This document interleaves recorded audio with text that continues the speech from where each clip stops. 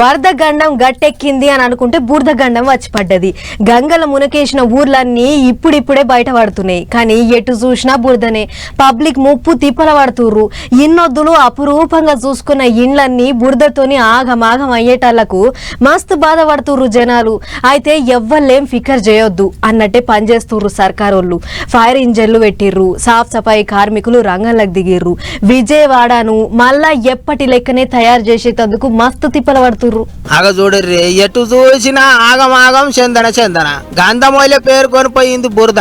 ఉత్తప్పుడు ఇంట్లో ముత్తమంత దుమ్ము దూసరగా అనిపిస్తేనే పొరక అందుకొని కసు ఉడుచుకుంటాము. అసోంటిది అద్దమోలే ఉండాల్సిన ఇండ్లు గిట్ల బురజ అయ్యేటాలకు మస్తు బెంగటిల్లిండ్రు విజయవాడ పబ్లిక్. సింగునగర్ లో వరద నీళ్లు తగ్గేటాలకు పబ్లిక్ అంతా మళ్ళా ఇంటి బాట పట్టిండ్రు. ఓ దిక్కు సర్కారోళ్ళు ఫైర్ ఇంజన్లు పెట్టి ఇండ్లు రోడ్లు సాఫ్ చేపిస్తున్నారు. అయినా సుత కొంతమంది పబ్లిక్ గలీజ్ అయిన ఇండ్లను చూడలేక ఫైర్ ఇంజన్లు వచ్చేదాకా ఆగలేక పొరక అందుకొని ఎవ్వలంతకు వాళ్ళు సాఫ్ చేసుకుంటారు. రోడ్ల మీద ఏడ పడితే ఆడ చెత్త పేరుకున్నది. నీళ్లన్నీ పోయినాయి కాబట్టి సాఫ్ సఫాయి చేసే మున్సిపాలిటీ కార్మికులు డ్యూటీకి ఎక్కిండ్రు. విజయవాడ చుట్టుపక్కల జిల్లాలకేంచి పొక్లేన్లు తెప్పించిండ్రట. యుద్ధం చేసినట్టే నడుస్తున్నది అనుకో రాజుర్రి పని. విజయవాడను మళ్ళా వెనకటి లెక్కనే చేస్తేందుకు మస్తు తిప్పల పడతాండ్రు. ఇంకో దిక్కు సీఎం సారు కాళ్లకు గిరికలు కట్టుకొని తిరిగినట్టే తిరుగుతాండు. ఎనికపాడు దగ్గర బల్లకట్టు మీద ఊకొని తిరిగి చూసిండు ముఖ్యమంత్రి. అటు బుడమేరు కాలువ కాడికి పోయి కూడా చూసిండు. ఇక అట్లా ముఖ్యమంత్రి సారు రైలు పట్టాల పక్కపోయింటే నడుచుకుంటూ పోతున్న యాలల్లనే ఓ రైలు వచ్చిందట. ఇక అట్లిట్లా రైలుకు తలగకుండా దూరం నిలుస్తున్నారు కాబట్టి గండం తప్పింది. ఇంకో దిక్కు అటు మంత్రులు కూడా పబ్లిక్ లో తిరుగుకుంటా ఆపతి సాపతి అరుచుకుంటున్నారు. తిండి పొట్లాలు అవోటి ఓటి పంచి పెట్టుకుంటా ధైర్యం చెప్తాండ్రు. ఇంకో దిక్కు బుడమేరు కాలువకు పడ్డ గండ్లను పొద్దు మాపు తిప్పలు పడి పూడుస్తాండ్రు. నీళ్ల మంత్రి నిమ్మల సారు గట్ల మీద నిలబడి దగ్గరుండి పని చేయిస్తాండు. అంతేకాదు ఇండ్లు మునిగి అన్ని పోగొట్టుకున్న వాళ్లకు ఇస్తామన్న ఎచ్చం సామాన్లు శుక్రవారం సంధి పంచి పెడతారట. 25 కిలోల బియ్యము, కిలో కందిపప్పు, కిలో చక్కెర, 2 కిలోల ఉల్లిగడ్డలు, 2 కిలోల ఆలుగడ్డలు, లీటర్ మంచి నూనె ఇస్తారట. ఇదిట్లుంటే ఎట్టెట్టున్నది ఏంది పరిస్థితి అని తెలుసుకొని పోనీకే ఢిల్లీకేంచి సెంటర్ మంత్రులు వచ్చిండ్రు. అన్ని చూసినాక సెంటర్ వాళ్ళు సాయం చేస్తారు కావచ్చు. గిట్లా ఎవ్వరు రికామ్ ఉంటలేరు. విజయవాడను ఒడ్డున పడేసేందుకు తీరొక్క తీర్ల తాన్లాడుతున్నారు.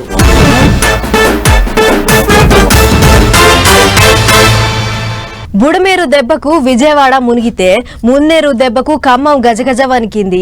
ఎన్నడూ చూడనంత వరద చూసిర్రు ఖమ్మం పబ్లిక్. ఎప్పుడేమైతుందోనని కంటి మీద కునుకు తీయలేదు. ఇప్పుడిప్పుడే మళ్ళా అందరి ముఖాలు జర్ర తెల్లగైతున్నాయి. చదువుకున్న సర్టిఫికెట్లు, సామాన్లు, ఉప్పులు, పప్పులు అన్ని గంగల కొట్టుకొని పోయినాయి. అబ్బో చిన్నగా లేదు పొర్రి గోస. చూడుర్రి మీరే. ఎన్నడు లేంది ఈసారి ఖమ్మం పబ్లిక్ తోని కన్నీరు పెట్టించింది మున్నేరు. ఎప్పటికీ గోదావరి గంగమ్మ గుండె జల్లు మనిపించేది. కానీ ఈసారి మున్నేరు చెమటలు పట్టించింది. అగ చూడర్రి, 2-3 వద్దులకు నీళ్ళన్నీ పోయినాక నెమ్మలంగా పబ్లిక్ మళ్ళా ఇండ్లకు చేరిండ్రు. బురద కొట్టుకొని పోయిన ఇండ్లు చూసి మస్తు బాధపడ్డరు. ఇండ్లల్లో వేరుకున్న బురద అంతా కడుక్కోలేక రెక్కలు నొస్తున్నాయి జనాలకు. ఏం తక్క 12,770 ఇండ్లు గంగల మునిగినాయట. సర్టిఫికెట్లు, ఆధార్ కార్డులు, పొలగాన్లు చదువుకునే పుస్తకాలు, పైసలు అన్ని కొట్టుకొని పోయినాయి. కట్టుబట్టలతో మిగిలిండ్రు జనాలు. మళ్ళా కొత్త సంసారం అన్నట్టే తయారైంది కథ. ఇక వరద తగ్గింది కాబట్టి సర్కారోళ్ళు మళ్ళా కరెంటు, మంచినీళ్ళ సౌలతి వేసిండ్రట. 1000 మంది సాఫ్ సఫాయి కార్మికులు రంగంలోకి దిగిండ్రట. 40 ప్రత్యేక బృందాలు పనిచేస్తున్నాయట. నీళ్లల్లో మునిగి 350 ట్రాన్స్ఫార్మర్లు ఖరాబైనాయట. వాటిని రిపేర్లు చేయనికే కరెంటోళ్ళు ముప్పు తిప్పల పడుతున్నారట ఇప్పుడు. ఇంకో దిక్కు మంత్రి తుమ్మల సారు మంచికంటి నగరు, బొక్కలగడ్డ ఏరియాల పొంటి తిరిగిండు. 10 కిలోల బియ్యం, ఎచ్చం సామాన్లు పంచిపెట్టిండు. కట్టుకోనికే బట్టలు కూడా లేనోళ్లకు బట్టలు, కప్పుకోనికే బెడ్షీట్లు పంచిపెట్టిండ్రు. ప్రజలకి ఆ ఇంట్లో ఇంకా వంట వండుకునే పరిస్థితి నార్మల్సీ వచ్చేదాకా ఎంతమంది వచ్చినా కూడా భోజనం వండి పెట్టమని చెప్తున్నాం. దానికి ఇబ్బంది లేదు. వండుకుంటాను అనుకునే వాళ్ళకి అందరికీ కూడా నిత్యావసర వస్తువులతో పాటు, బట్టలతో పాటు, పాలతోటి పాటు ఇళ్లకు వెళ్ళిపోయినాయి. అవసరమైతే మళ్ళీ 2వ టర్మ్ లో కూడా ఇచ్చేయమంటున్నాం. ఈ 10 కేజీలతో పాటు వాళ్ళు సెటిల్ అయిపోతారనేది కాదు. ఇంకా ఆ కుటుంబంలో బాధ ఉందనుకోండి, ఇంకా నిరుపేదలు ఉన్నారనుకోండి, వాళ్ళకి పని దొరకట్లేదు అనుకోండి, కలెక్టర్ గారికి చెప్తున్నా 2వ ట్రిప్ లో కూడా ఇచ్చేయండి అవసరమైతే. అటు ఖమ్మం వరద బాధితుల కొరకు బీఆర్ఎస్ ఎంపీ బండి పార్థసారథి రెడ్డి ₹1 కోటి విరాళం ఇచ్చిండు. సిద్దిపేటకెళ్లి మాజీ మంత్రి హరీష్ రావు సారు సామాన్లు పంపించిండు. అంతేకాదు ఢిల్లీకెంచి వచ్చిన సెంటర్ మంత్రి బండి సారును ఎంటబెట్టుకొని పోయి మీను మోటార్ల ఊకొని మొత్తం తిరిగి చూసిండు. ఇక ఉప్పులు పప్పులు పంచినట్టే నష్టపోయిన వాళ్లకు జల్దిగా పైసల సాయం కూడా చెయ్యాలి, ఆదుకోవాలి అని అడుగుతాండ్రు పబ్లిక్. మరిగా ఎప్పుడు చేస్తారో ఏం చేస్తారో చూడాలి.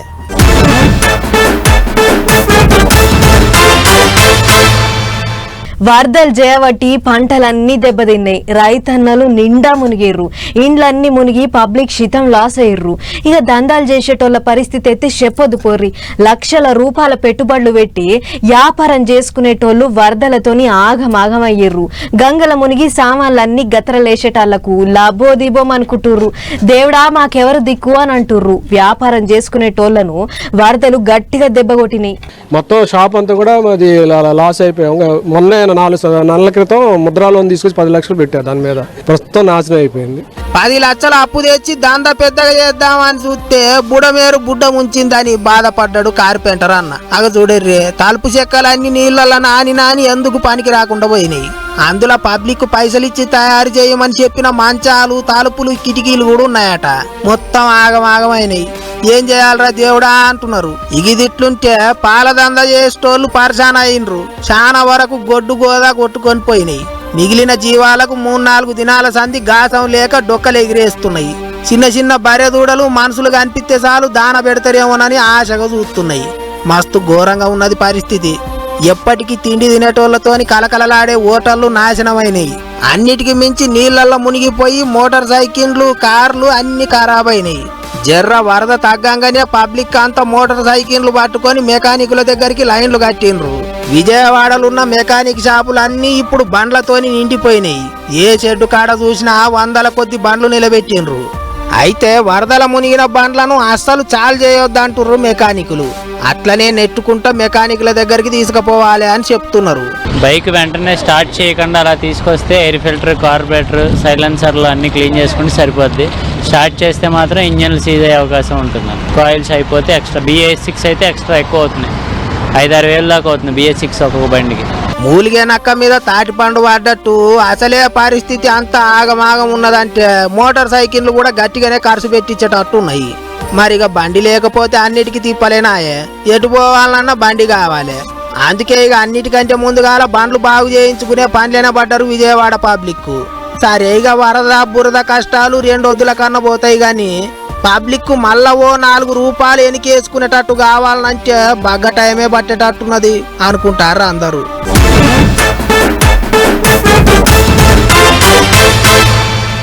హైదరాబాద్ పట్నంలో హైడ్రా పనితనం ఎట్లున్నదంటే ఏడ చూసినా గాముచ్చిటే మాట్లాడుకుంటుర్రు పబ్లిక్. ఊళ్ళ పొండి ఏడ నలుగురు కూసున్నా పట్నంలా గా చెరువుల బంగ్లాలు కడితే కూలగొట్టిర్రట, ఈ చెరువుల బంగ్లాలు కడితే కూలగొట్టిర్రట. పాపం మా చుట్టాలోళ్ళు కొనుక్కున్న బంగ్లాను కూలగొట్టిర్రు ఆ హైడ్రా వాళ్ళు. వాళ్ళకి తెలియక కొన్నారు అని అనుకుంటా ఊళ్ళ పొంటి ఏ ముచ్చట్లు. ఒక్క ముచ్చట్లే కాదు, హైడ్రా కూడా జిల్లాలకు ఊళ్ళకు చేరింది. హైడ్రాతోని హైదరాబాద్ నంతా సాగు చేస్తుంటే హైడ్రా లేకున్నా ఏం కాదు, మేము కూడా సాగు చేస్తాం అంటున్నారు జిల్లాల పొంటి నౌకర్లు చేసేటి అధికారులు. పట్నంలో ఉన్న చెరువులలో కట్టుకున్న బంగ్లాలు కూలగొట్టాలంటే హైడ్రా కావాలేమో. మా జిల్లాల పొంటి చెరువులు కబ్జా చేస్తే మాకే హైడ్రాతోని పని లేదు, బుల్డోజర్లుంటే చాలు అని అంటున్నారు. ఆగో అయితేనే పెద్దపల్లి జిల్లాల చెరువు శిఖం భూములను కబ్జా పెట్టి చుట్టూ గోడ కడితే చూస్తుండగానే కూలగొట్టిర్రు. పెద్దపల్లి మున్సిపాలిటీ పరిధిలో ఉన్నటువంటి బందంపల్లి చెరువు మరియు రంగంపల్లి చెరువుల యొక్క FTL బఫర్ జోన్లను నిర్ణయించి ఆ నివేదికను మున్సిపల్ కమిషనర్ గారికి అందజేయడం జరిగింది. ఆ మేరకు మున్సిపల్ కమిషనర్ గారు చర్యలు తీసుకుంటున్నారు.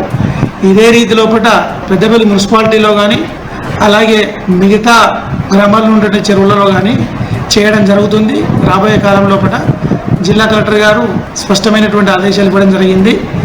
ఈ అన్ని మన మండలాల్లో ఉన్నటువంటి డివిజన్ పరిధిలోని అన్ని మండలాల్లో ఈ విధంగా చేయడం జరుగుతుంది. పెద్దపల్లి మున్సిపాలిటీ కింద ఉన్న బందంపల్లి, రంగంపల్లి చెరువుల్ని కబ్జా పెట్టిరాట. చుట్టూ పారిగోడ తిప్పి గిట్లా పాటలు చేసుకున్నారట. సర్కారు శిఖం భూముల్ని మింగాలని చూస్తే ఊకుంటామా? హైదరాబాద్ లో హైడ్రా కావాలనేమో, మాకేం అవసరం లేదన్నట్టే బుల్డోజర్లు అందుకొని పోయి అధికారులు. ఇగో ఇట్ట మొత్తం పొత్తం పెట్టిర్రు. ఉత్తగానే పోయి కూలగొట్టిరేమో అనుకున్నారు. కాదు, ఇంతకు మునుపుగా చెరువులు ఎన్ని ఎకరాలు ఉండే, ఇప్పుడు ఎన్ని ఎకరాలు ఉన్నది, దాని చుట్టుకొలతలు ఎంత అనేదంతా లెక్కలు వేసుకున్నాకనే అంత పొత్తం పెట్టిరాట.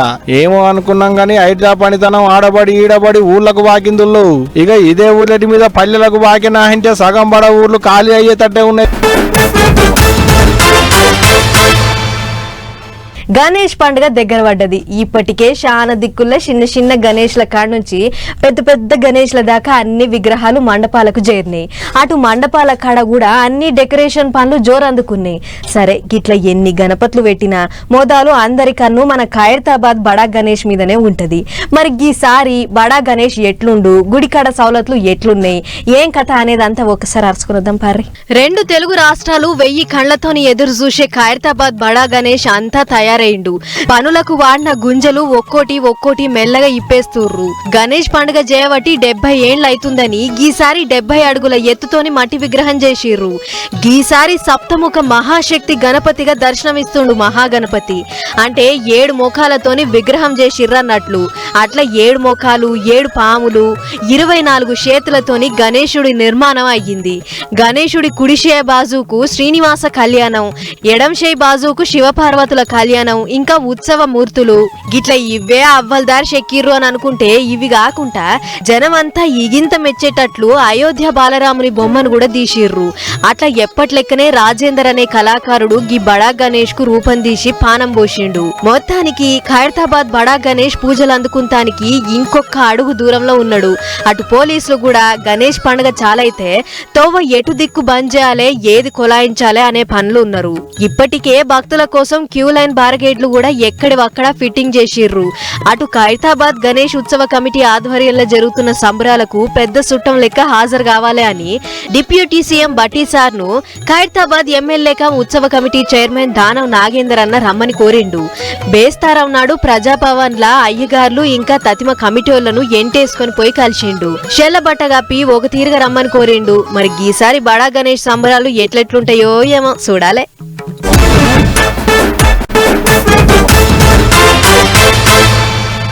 ఎక్కడ పనిచేసేటోళ్లకు అక్కడ మనుషులతోని సోపతి కలుస్తుంది. అటెంక ఓ మోతాదు సుట్రికం ఏర్పడుతుంది.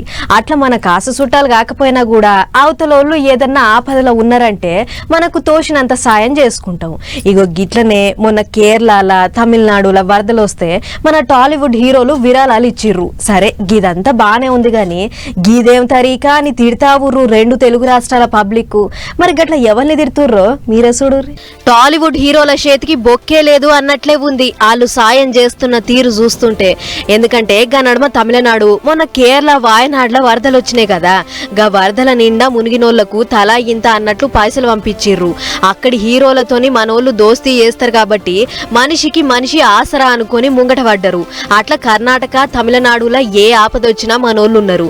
ఇప్పటికే కోట్ల రూపాయల సాయం చేసిర్రు. సరే చేసిర్రు మనమేమంటలేం గాని అదే మన దిక్కు వరదలు వస్తే మాత్రం అక్కడి హీరోలు ఎవ్వళ్ళు సప్పుడు చేస్తలేరు.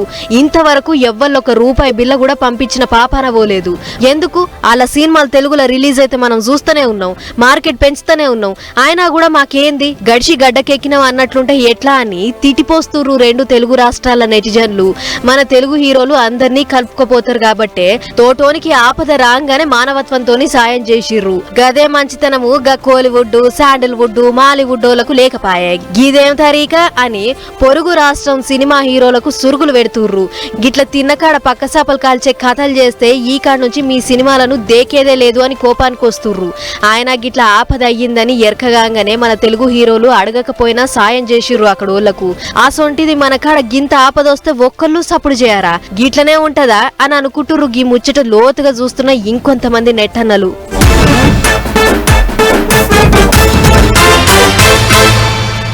ఒక ఆమె అల్లం వెల్లిగడ్డ పొట్టు తీసింది, ఇంకొక ఆమె బెండకాయలు అమ్మింది, ఇంకొకళ్ళైతే వట్టిగా వాళ్ళమ్మ ఏం కూర వండిందో చూసొద్దామని పోయింది. గిట్లా ఆడోళ్లకు పుక్కెట్ల బస్సు ప్రయాణం అని ఆఫర్ పెట్టిన కాడ నుంచి అవసరం లేకున్నా కూడా ఇంట్లో ఉత్తగా కూర్చొని ఏం చేస్తాం పా అట్లా పోయొద్దామని ఏం పని లేకుండా తిరుగుతున్నోళ్ళే ఎక్కుర్రు. ఆగో గట్ల తిరుగుతున్నోళ్లకు కాదు మొదలు మాకు బస్సు అయ్యుర్రి అని కోరుతుర్రు గీ పొలగాన్లు. దినం గిట్లనే నడుచుడు, ఆలస్యంగా బళ్ళకు పోవుడు, తోవంతా బురద పుసుక్కున జారి పడితే ఆ రోజు బడికి డుమ్మానే. గిట్ల లస్కుమనే బురదల పొద్దుకి 5-6 కిలోమీటర్లు నడుచుకుంటూనే పోవాలి. దీంతోని బడికి పోయేటోరకు ఫస్ట్ పీరియడ్ అయిపోతుంది, చదువు ఆగమైతుంది. గిట్లయితే మేమంతా గంపగుత్తుగా ఫెయిల్ అయినట్లే. ఏదో లేదనుకుంటా ఓ బస్సుని వేసిర్రు, కానీ అది ఎప్పుడు వస్తుందో ఎప్పుడు పోతుందో ఎవ్వళ్ళకి ఎరకలేదు. అది నడిచినా కూడా మాకు ఏమాత్రం ఫాయిదా లేదు. గిట్ల సమయానికి మా బస్సు రాక మేము చదువుకు దూరం అవుతున్నాం అని గద్వాల జిల్లా రాజోలి మండలంలో ఉన్న పచ్చర్ల ఊరి బడిపోల పొల్లగాండ్లు వాళ్ళ గోస చెప్పుకోబట్టిర్రు. పచ్చర్ల నుండి మందడికి వెళ్ళడానికి మేము కాలినడకన వెళ్తున్నాము. బస్సు సౌకర్యం లేదు. మేము 5 కిలోమీటర్లు నడుచుకుంటూ వెళ్ళడానికి చాలా ఇబ్బందులు పడుతున్నాము. కావున కాంగ్రెస్ ప్రభుత్వం త్వరగా స్పందించి బస్సు వేయించగలరని కోరుతున్నాం. గదన్నట్లు మా పచ్చల ఊరికించి దినం 100 మంది పొల్లగాండ్లు మాందొడ్డి అనే ఊరికి నడుచుకుంటూనే పోతాము, నడుచుకుంటూనే వస్తాము. ఇక పొద్దుమూకి ఇంటికి వచ్చేటోరకు షిమ్మగా చీకటి అవుతుంది. దీంతోని మా ఇంటోళ్ళు మేము ఇంకా రాకపోతుమే అని బుగులతోని ఎదురు చూస్తుర్రు అని చెప్పుకొస్తుర్రు. అటు మాందొడ్డి బళ్ళే సాంఘిక పాఠం చెప్పే సార్ మాట్లాడుకుంటా అయితే పచ్చర్ల నుంచి మాందొడ్డికి 5 కిలోమీటర్లు ఉంది. బస్సు సరిగా రాకపోవడం వల్ల పిల్లలు అనేక అవస్థలు ఎదుర్కొంటున్నారు. తరగతి అటెండెన్స్ తీసుకోవాలంటే కూడా ఫస్ట్ పీరియడ్కి వీళ్ళు రావడం లేదు. వీళ్ళు రావడానికి ఒకసారి 1వ పీరియడ్ అయిపోతుంది, 2వ పీరియడ్ కూడా అయిపోతుంది. దీనివల్ల వాళ్ళు అనేక రకాలుగా ఇబ్బందులు పడుతున్నారు, సబ్జెక్టు కూడా నష్టపోతున్నారు. వీళ్ళ సమస్యను తొందరగా పరిష్కరించాలని ఈ రూట్లో బస్సు నడపాలని గవర్నమెంట్ వారిని కోరుతున్నాం సార్. 4:15కు తరగతులన్నీ ముగుస్తాయి. తర్వాత అక్కడి నుంచి రావాలంటే ఆడపిల్లలు ఉంటారు, నడుచుకుంటూ రావడానికి చాలా ఇబ్బంది పడతారు. ఇన్నారు కదా, ఒక రోజు అంటే ఏమో గాని రోజు లేట్ వస్తే ఏం అర్థమైతది. ఇగనన్నా పొలగాండ్ల తిప్పల చూసి సర్కార్ ఎమ్మటే ఓ బస్సు వేపిచ్చే ఇగ్రం చేయాలి అని ఒక తీరుగా అడుగుతుర్రు. మరి సర్కార్ బడికి దినం 10 కిలోమీటర్లు నడుచుకుంటూ పోయొస్తూ ఇష్టంగా చదువుకుంటున్న గీ పొలగాండ్లకు వెంటనే ఓ బస్సు సౌలత్ చేయాలి. అక్కరున్న పొలగాండ్లకు ఆసరయ్యి సర్కారే అలా తిప్పల తీర్చాలి అని అడుగుతుర్రు గీ ముచ్చట చూసిన పబ్లిక్. మరి గీ పొలగాండ్లకు గా బస్సు ఎన్నడేస్తారో ఏమో చూడాలి.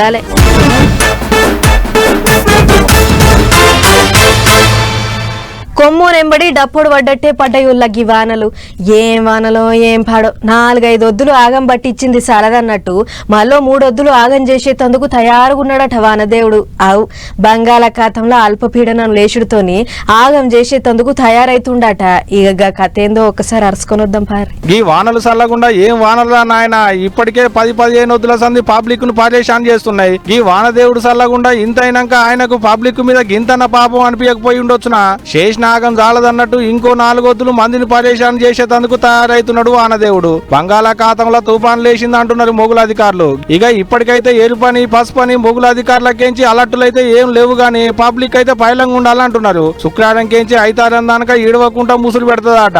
ఏపీకి ఆనుకొని ఒరిస్సాకు దక్షిణంలోకి బంగాళాఖాతంలో తుఫాన్ లేచిందట. సముద్రం మీద 8 మీటర్ల ఎత్తుతోని దుంకుతాయట అలలు. అట్ట శుక్రవారం నాడు గట్టినే పడేటట్టుందట. శనివారం ఐతారం నాడు మాత్రం బుడ్డ చినుకులే రాలుతాయి అంటున్నారు. ఇది ఒకటే కాదు, 30-40 కిలోమీటర్ల రూబడితోని గాలి కూడా తోలుతుంది అంటున్నారు. అందుకనే అవసరం ఉంటేనే ఇంట్లోకించి బయటికి రావాలన్నట్రా. ఇక ఇన్నది కదా, నిన్న మొన్నటి దానికి అయినా ఆగమంతా చూసిరు కదా. ఇక జరకి 3-4 ఒత్తుల దానికి ఆఫీసులకు పనుల మీద బయటికి పోయేటోళ్ళు జర పైలంగా ఉండోలి. ఏం చెప్తున్నా.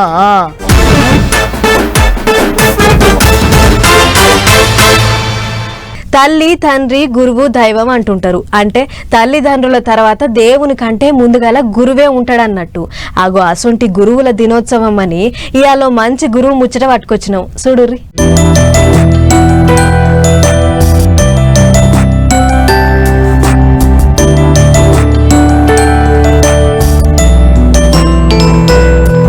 బడని పంతులని గురువు దైవం అని ముచ్చట్లు చెప్పి గిడెవల్లో 5 కోట్ల బండి వేసుకుని పోయేటోళ్ళని చూపెడుతుర్రేంది అని అనుకుంటుర్రా.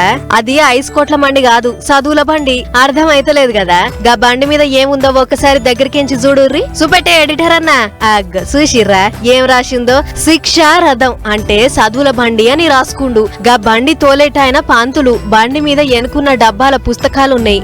మధ్యప్రదేశ్ రాష్ట్రం భూపాల్ నుండేటి విజయ్ అయ్యర్ స్కూటర్ల మెకానిక్ పనిచేసుకుంటూ ఉంటుండట. మరి ఎందుకు అనిపించిందో ఏమో గాని పేదోళ్ల పొల్లగాండ్లకు చదువు చెప్పాలని అనిపించిందట. అందుకే ఇగో గిట్ల ఒక స్కూటర్ కు చదువుల బండని బోర్డు పెట్టుకుని దానికో మైక్ తగిలించుకొని గా బండెనక కట్టుకున్న డబ్బాల పుస్తకాలు పెట్టుకుని ఇగో ఇట్లా గూడాలల్లా తిరుక్కుంటా చదువులు చెప్తుడు గి అన్న. పొద్దంతా స్కూటర్లు బాగు చేసుకుంటాడట. పొద్దుకల ఇగో ఇట్లా పేదోళ్ల పొల్లగాండ్లకు చదువులు చెప్తాడట. అగ చూడుర్రి, బోర్డు మీద రాసి చెప్పుడే కాదు కంప్యూటర్ లో చూపెట్టుకుంటా కూడా చదువులు చెప్తుండు. గొప్ప ముచ్చటే కదా. ఇప్పుడు ఈ ముచ్చటెరికైనాక చిన్నప్పుడు అన్నకు చదువుకుందానికి ఆయతి కానట్టుంది. అందుకే ఆయన అసొంటి పేద పొల్లగాండ్లకు గీతిరిగా చదువులు చెప్తుండు అని అనుకుంటా మెచ్చుకుంటుర్రట. మరి కాదా, జీతాలు తీసుకునే చదువులు చెప్పేటందుకు చేతగాని పంతులున్న గీ రోజుల్లా గిట్ల ఏ జీతం లేకుండా పొల్లగాండ్లకు చదువులు చెప్తుండంటే తారీఫ్ చేయాల్సిందే పొర్రి.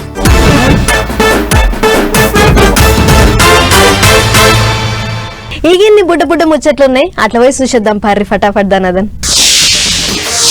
ఇగో గిడ పోలీసుల వెనకమార్ల బులుగురంగు వర్క్ కప్పుకొని నిలబడ్డోండి చూస్తుర్రు కదా, వీడు మామూలుడు కాదు. పోలీస్ పేరు చెప్పి ఏకంగా పోలీసులకే దమ్కి ఇచ్చిండు. వరంగల్ జిల్లాలుండే ప్రశాంత్ అనే గీడు మొన్న నంద్యాల జిల్లాకు 2 దోస్తుగాళ్లను ఎమ్మటేసుకొని పోయి, నేను సైబరాబాద్ కమిషనరేట్ల RSIగా పనిచేస్తున్నా, నాకు VIP రూము ఇంకా స్పెషల్ దర్శనం కావాలే అని అనగానే ఆయనతో పోలీసులు నిజమే కావచ్చు అని అనుకొని గా పని చేసిర్రట.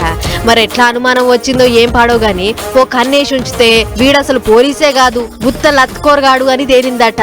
ఇప్పటికే పోలీస్ పేరు చెప్పి చాలా మందిని ముంచిండు. వీని మీద గట్కేసర్ టౌన్ లో ఓ కేసు కూడా ఉందంటుర్రు పోలీసోళ్ళు. నల్గొండ జిల్లా చిట్యాల మండలం వనిపాక ఊళ్ళో ఉన్న శెల్కలల్లా ఓ గాలి మోటార్ దిగింది. ఇండియన్ ఎయిర్ ఫోర్స్ వాళ్ళదట. ఈ నడుమ వరదల్లో ఇరకబట్టినోళ్లను కాపాడేందుకు జైపూర్ కెంచి విజయవాడకు పిలిపించిర్రట. అట్లా తిరిగి మళ్ళా జైపూర్ కెళ్లి పోతుంటే నడుమిట్లకు రాగానే అటు ఇటు అనిపించిందని ఇక చేసేదేం లేక పైలట్ అన్న శెల్కల్ల దింపిండు. ఇక ఇప్పుడు దాని సంగతేందో చూసేందుకు టెక్నికల్ గుంపు ఇంకో గాలి మోటార్ వేసుకొని వచ్చింది. మరి చూడాలే దాన్ని ఎట్లా మళ్ళా గాలికి లేపుతారనేటిది గాని తిరుగు ప్రయాణంలో అయ్యింది కాబట్టి సరిపోయింది. అదే వరదల్లో ఇరుక్కున్నోళ్లను గుంజుకొచ్చేటప్పుడు అయ్యుంటే ఇంకెట్లయితుండేనో ఏమో పర్రి.